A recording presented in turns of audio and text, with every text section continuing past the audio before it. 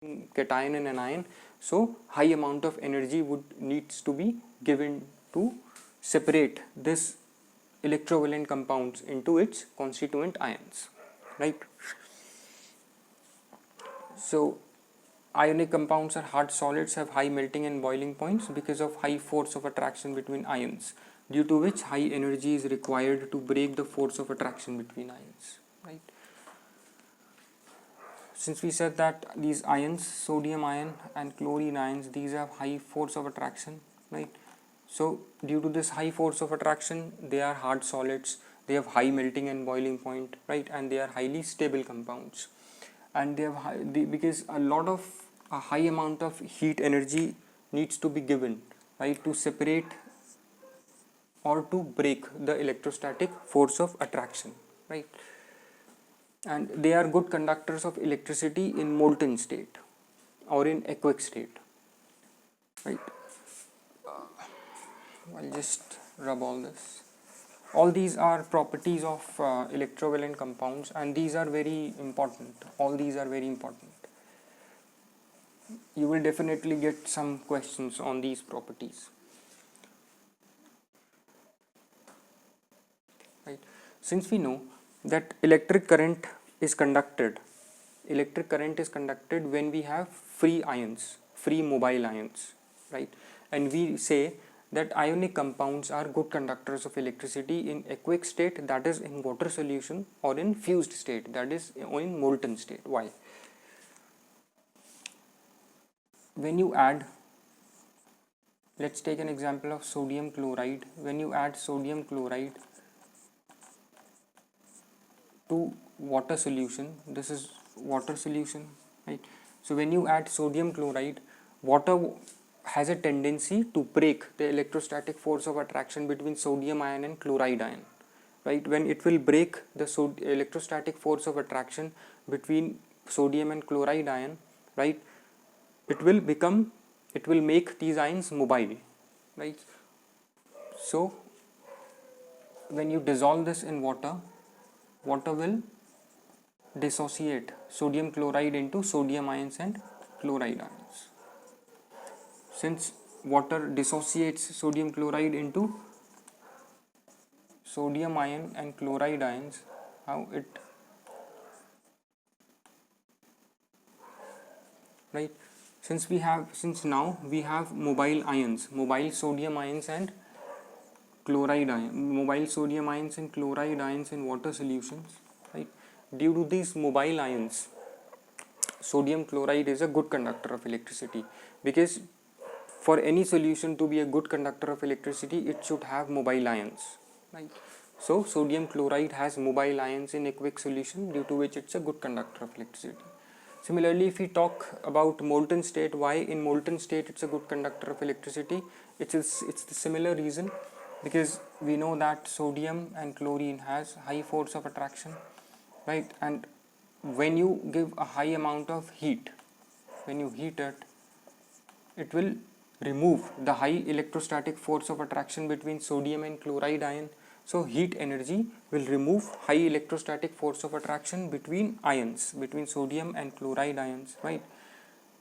And sodium and chloride ions in fused state will become mobile, right? After electrostatic force of attraction gets disappeared, right, after you supply high amount of heat energy, the electrostatic force of attraction between sodium and chloride ions disappears, and sodium and chloride ions would become mobile. Now since we have mobile ions in fused state or in molten state, these mobile ions would be able to conduct electricity, right? Because we need mobile ions for electrical conduction, right? So this is very important. They are soluble in water but insoluble in organic solvents. They are soluble in water because in water they can form ions. For anything to dissolve in water, it should dissociate into ions, right? If you, like here, if when we have added sodium chloride to water, it has dissociated into sodium and chloride ions, right? So when it has dissociated into sodium and chloride ions, it has become soluble. We also say that like dissolves like, because we know that water is a polar covalent compound, right? So and we know that sodium chloride is also polar, or it's an ionic compound. It consists of positive and negative ions, right? So water will dissociate sodium chloride into sodium and chloride ions, due to which it becomes soluble in water solution. But in organic solvents, electrovalent compounds are insoluble. Why? Because in organic solvents would not be able to dissociate electrovalent compounds into its constituent ions. Like here, water has dissociated sodium chloride into sodium and chloride ions, due to which it become mobile, due to which it is soluble in water. Organic solvents would never be able to dissociate electrovalent compounds into negative and positive ions, due to which, since no ions in organic solvents, so no ions means they are insoluble, right?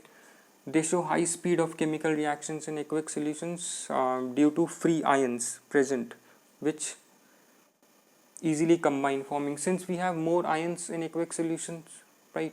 If we have more ions, then the rate of reaction would be high, because we have free ions, so they will easily combine to form compounds.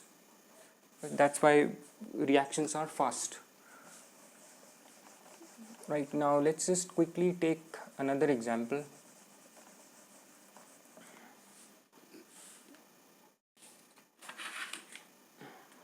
Let's take example of magnesium chloride, right?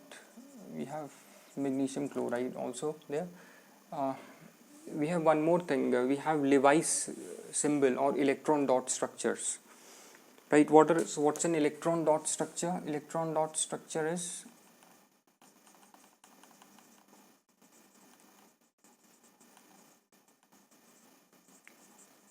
electron dot structure or Lewis symbol. Lewis symbol, it's, for example, if we have to draw Lewis symbol or electron dot structure for sodium chloride, right, or sodium, we just write the symbol of the element and we'll surround it with the number of valence electrons.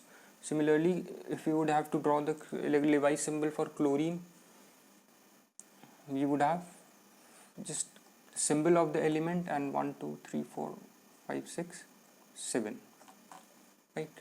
So you may get an exam like show the formation of sodium chloride using electron dot structure or Lewis symbol.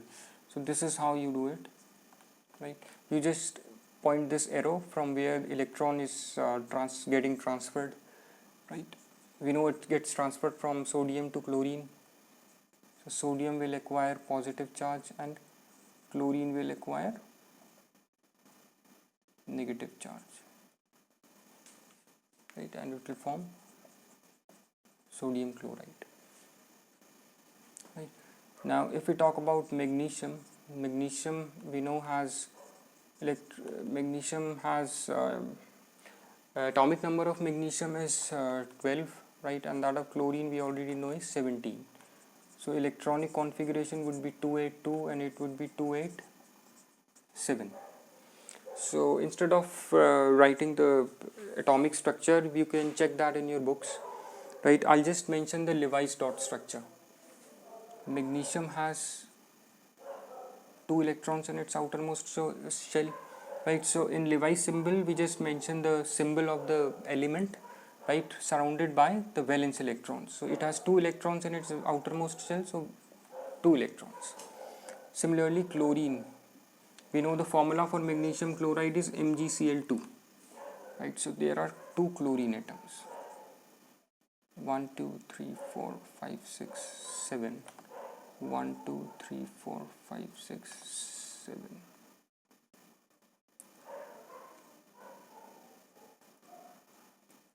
Let's just denote the outermost electron for magnesium by using X, right? So now let's see how formation of magnesium chloride takes place using electrovalent compound, right? Since we know that magnesium is a metal, it has 2 electrons in its outermost shell, and chlorine is a non-metal, it has 7 electrons in its outermost shell. So transfer of electron would takes place. It has 2 electrons, right?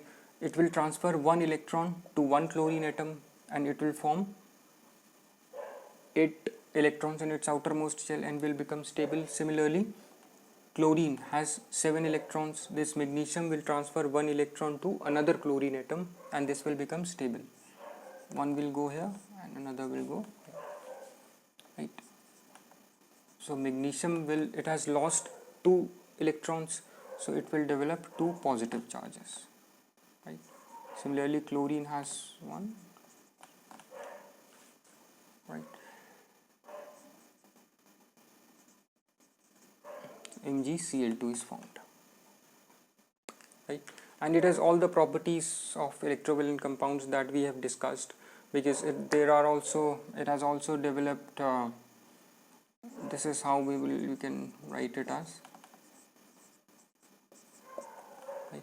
Since it has resulted into a positive ion, magnesium ion, and a negative ion, chloride ion, right? So if we have high force of attraction between positive and negative ions, right? Due to this high electrostatic force of attraction between cation and anion, the magnesium chloride would be highly stable, right? Because of high electrostatic force of attraction, and it would be a hard solid, right? And would have high melting and boiling point because of high force of attraction between magnesium and chloride ions, right? And it would be a good conductor of electricity in water solution. Why? Because in water solution, magnesium chloride will dissociate into magnesium and chloride ion, right? Since it has resulted into ions in aqueous solution, right? We have free mobile ions in aqueous solution of magnesium chloride, so it would act as a good conductor of electricity. Similarly, in fused state or in molten state, a high amount of heat energy would be given to magnesium chloride, which will break the electrostatic force of attraction acting between magnesium and chloride ion, right? Due to which magnesium and chloride ion would become mobile and hence would act as a good conductor of electricity due to mobile ions, right? And it would be soluble in water, right? And would be insoluble in organic solvents. It's soluble in water because it will break up into ions in water solution, right? Similarly, we have one more example of calcium oxide, right? For calcium oxide, we know the formula is CaO. So calcium would be, we know that 20 would be atomic number for calcium. Oxygen would be, oxygen has 268, it would be 8, so 2628882, right? So since we know that calcium has 2 electrons, so it's a metal. Oxygen has 6 electrons. I'm sorry, calcium has 2 electrons in its valence shell, so it's a metal, and oxygen has 6 electrons in its valence shell, so it would be a non-metal. So metal calcium would transfer its 2 electrons to oxygen, right?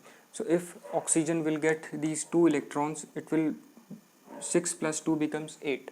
So oxygen will become stable since it will make 8 electrons in its outermost electrons once it will receive 2 electrons from calcium, and calcium would also become stable, right? Since it will also make 8 electrons in its outermost shell,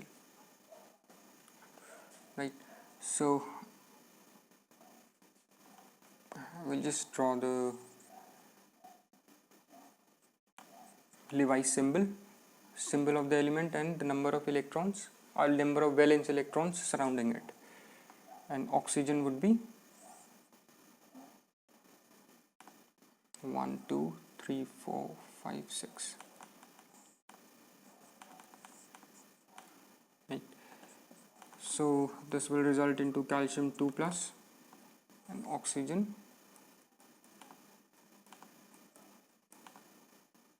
minus 2. So this is calcium oxide. You can also write it as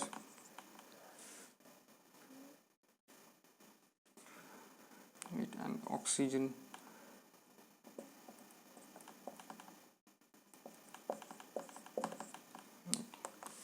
so this is how it works. The calcium has 2 electrons in its outermost shell, So it will transfer its 2 electrons to oxygen atom. Oxygen has 6 electrons, so after it gained 2 electrons from calcium, chlorine oxygen will gain it after oxygen atom, after gaining 2 electrons, right, will form 8 electrons in its outermost shell, right, and calcium will also become stable, right. If when it will lose its 2 electrons, right, it will acquire 8 electrons in its outermost shell. So electronic configuration will become, after this, calcium will lose 2 electrons, right, it will become calcium plus 2 and electronic configuration would be 2 8 8. Similarly for oxygen, it would gain 2 electrons lost by calcium, it will form oxygen 2 minus, electronic configuration would be 2 8. So this would be a nearest noble gas neon configuration, and this would be argon configuration. So both have acquired helium nearest noble gas configuration and have become stable, right. So I hope all this is clear to you. You can just take down notes and just go through everything once. Thanks.